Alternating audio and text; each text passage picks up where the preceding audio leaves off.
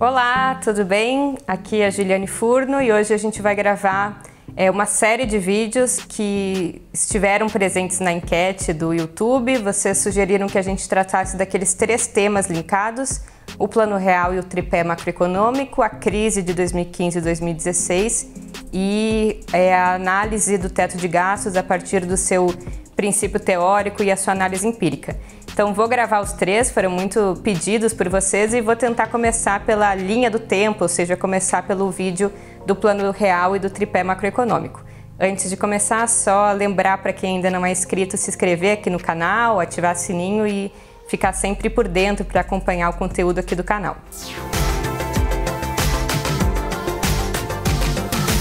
Então, para entender o Plano Real e a constituição do tripé macroeconômico, a gente tem que entender algumas coisas que aconteceram na economia brasileira e que abriram ou pavimentaram um caminho para esse conjunto de modificações.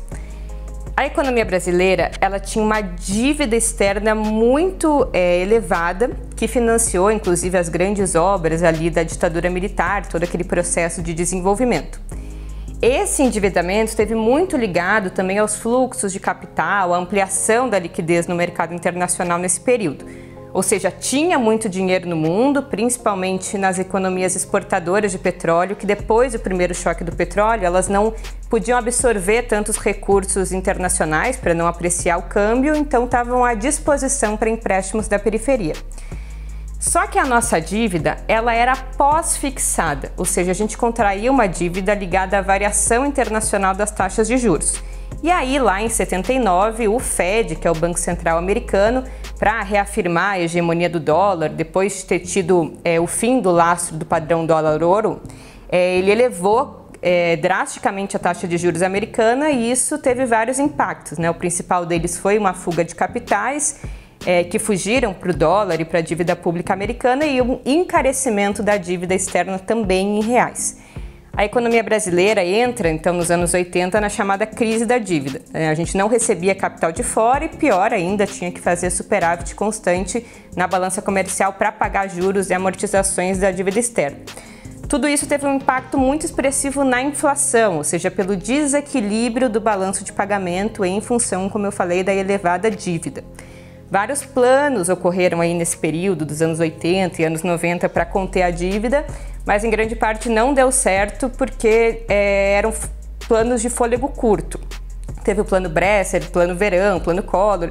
Esses planos estavam baseados no controle de preços, né? Um exemplo que ficou famoso, vocês conseguem olhar no Jornal Nacional, era o preço da carne, né? Porque quando era congelado o preço, ninguém sabia quando ia ser. Então, às vezes, a carne ficava congelada num preço muito baixo, então quem tinha boi não queria bater o boi para não vender a carne por um preço tão barato, e aí no Jornal Nacional mostrava a cena lá da polícia indo de helicóptero atrás de boi no pasto e gente denunciando propriedade que tinha boi lá enquanto faltava carne no mercado. Açougues e frigoríficos eram a própria imagem da crise.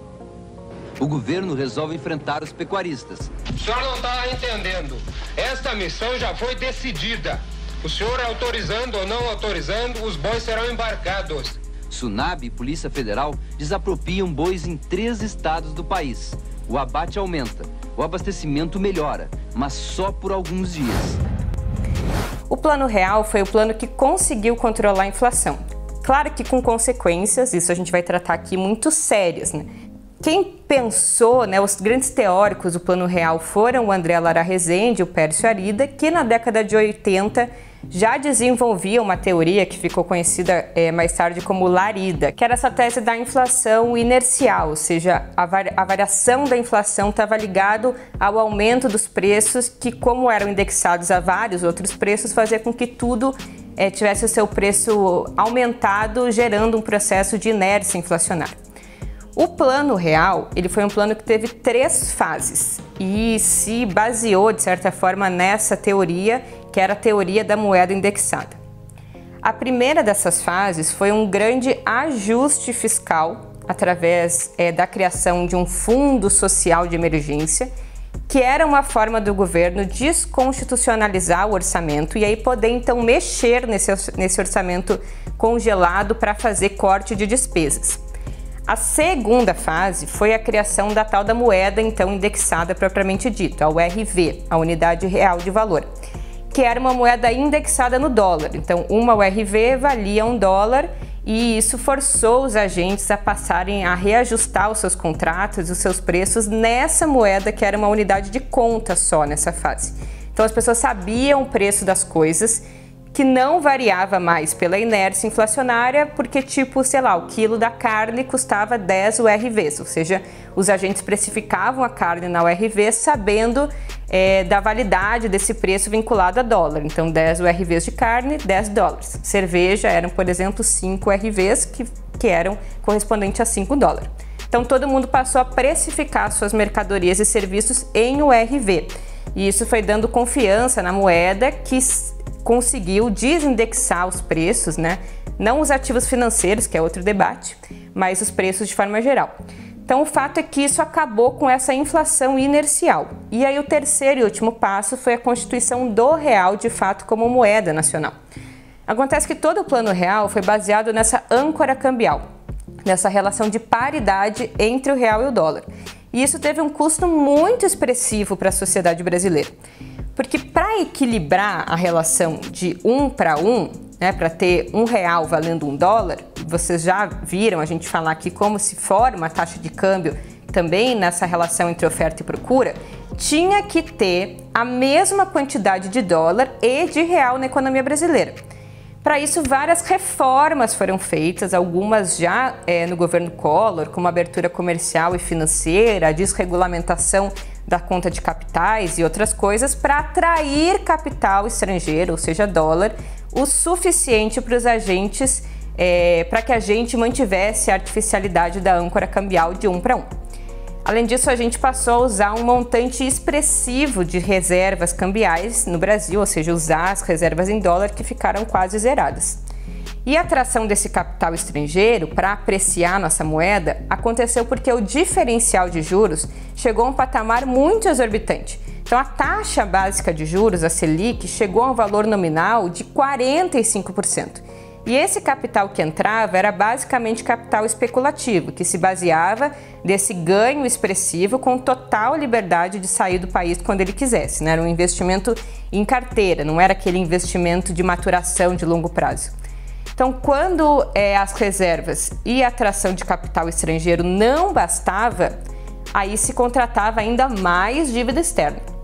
O Celso Furtado ele chegou a dizer que a gente trocou uma inflação por um outro problema macroeconômico que é o endividamento externo. O Furtado vai dizer que a inflação não é um fenômeno monetário só, como queriam lá os idealizadores do Plano Real e do FMI. Ele dizia que era parte de um conflito distributivo, né? A diferença entre esses dois enfoques é que para a correção da inflação, né, na análise desses monetaristas, ela leva a uma condução da política deflacionista, ou seja, recessiva. Nas próprias palavras do Furtado, né, ele vai dizer que a vitória esmagadora das ideias do FMI levou a uma situação que a gente presenciou sem corar o planejamento de uma recessão de elevado custo social para se curar de uma inflação, agravando o problema da concentração da renda. O Plano Real, ele condenou a economia a crescer pouco. Essa foi talvez a grande marca, porque partiu desse primeiro mecanismo de forte ajuste nas contas públicas, com uma estrutura de câmbio e de juros completamente valorizado, e isso fez com que se quebrasse diversas empresas, ou seja, acabou com vários elos da cadeia produtiva brasileira, porque somado a tudo isso, a forma lá, sem muita mediação com o que aconteceu, a abertura comercial e financeira levou a um darwinismo empresarial, né? Só as empresas muito fortes sobreviveram. E aí data aí o início da nossa acelerada desindustrialização e também desnacionalização, porque a gente tinha pouca competitividade em função do dólar estar muito barato. Outro pilar do Plano Real foi também as privatizações, que também foram usadas como justificativa para reduzir a dívida pública e atrair capital externo. Acontece que o Brasil acabou a década de 90 com mais dívida pública, tanto interna quanto externa, do que começou. E aí, no ano de 99, esse modelo de âncora cambial ele não conseguiu mais sobreviver e ele foi trocado por um modelo de câmbio flutuante. E aí vem daí a consolidação ou a troca do Plano Real pela consolidação do chamado tripé macroeconômico, que faz parte do chamado novo consenso macroeconômico, que vem lá do consenso de Washington, que é o fundamento que objetivou, né, fundamentalmente, a política macroeconômica como uma política que deve, em última instância, controlar a inflação. Isso tem nome, né? Neoliberalismo, essa ideia de que a estabilidade da moeda é o fator mais determinante para uma economia. Então, embora tenha sido bastante flexibilizado nos governos petistas, o tripé macroeconômico ele segue como regra, né? Esse tripé ele é um receituário para a condução da política econômica que está centrado em 3 elementos. O primeiro deles é o superávit primário, ou seja, anualmente a arrecadação fiscal tem que ser maior do que a despesa para sobrar recursos para ir pagar juros e amortizações da dívida. E o objetivo da meta de superávit primário é fazer com que a trajetória dívida-PIB decline e se estabilize no longo prazo. A segunda perna do tripé é o de metas de inflação. Então, isso significa uma tolerância muito baixa com a inflação, independentemente das suas causas. Existe a meta, que é o objetivo da inflação naquele período, e as bandas que ela pode variar. Normalmente é 1,5% para cima, 1,5% para baixo. E a ideia do regime de metas é que a meta de inflação ela vai diminuindo com o passar dos anos. Ou seja, vai existindo menor ainda a tolerância com a inflação, independentemente se a inflação no curto prazo está elevada, porque o emprego também está elevado. Não, a inflação virou uma meta extremamente rígida que vai diminuindo com o passar do tempo. E a forma, né, o instrumento para controlar a inflação passou a ser a taxa de juros. Por fim, o câmbio flutuante, ou seja, a taxa nominal de câmbio, ela vai ter uma flutuação livre, né? E o objetivo da meta, dessa meta de câmbio flutuante, é que a autoridade monetária tenha cada vez mais autonomia. Então esse é o contexto, quer dizer, o Plano Real, por um lado, tem um sucesso expressivo do ponto de vista da estabilização da inflação e a manutenção do poder de compra, abrir o espaço para posteriormente poder haver uma valorização real dos salários. O problema é que isso foi feito a custas de um processo de recessão, de condenar a economia brasileira a um permanente baixo crescimento econômico, partindo de uma leitura equivocada de que a inflação é um problema basicamente monetário e levando a economia brasileira a graves consequências, né? Diria que a principal é essa manutenção da lógica da austeridade fiscal, né? Selada nessa ideia da meta de superávit primário, e também o fato do câmbio ser flutuante faz com que a autoridade monetária influa menos na taxa de câmbio, deixando de utilizar esse preço, né, a taxa de câmbio, como também um instrumento para fazer política industrial. E como herança de todo esse processo, os altos juros condenaram a economia brasileira a uma baixa performance no que tange ao investimento, né, ao consumo, porque inibe a tomada de crédito, mas significativamente a quebra, como eu falei, de vários elos da cadeia produtiva, porque não só o custo do crédito era elevado, ou seja, colocava obstáculos ali ao aumento da capacidade produtiva das empresas, mas as mercadorias estrangeiras, em função da valorização cambial, entraram de maneira abrupta na economia brasileira, concorrendo com as mercadorias nacionais e fazendo, né, com ausência de políticas industriais ou políticas de regulamentação, nenhum tipo de controle ou proteção da indústria nacional, que perdeu várias grandes empresas, vários elos inteiros da cadeia produtiva, e hoje nos faz uma economia ainda mais dependente da importação, né, de produtos manufaturados e de produtos de consumo intermediário para as indústrias que ainda são nacionais. É isso, espero que vocês tenham gostado, deixem a sua questão e a gente vai deixar aqui referências bibliográficas para quem quiser se aprofundar no tema do Plano Real e do tripé macroeconômico. Tchau!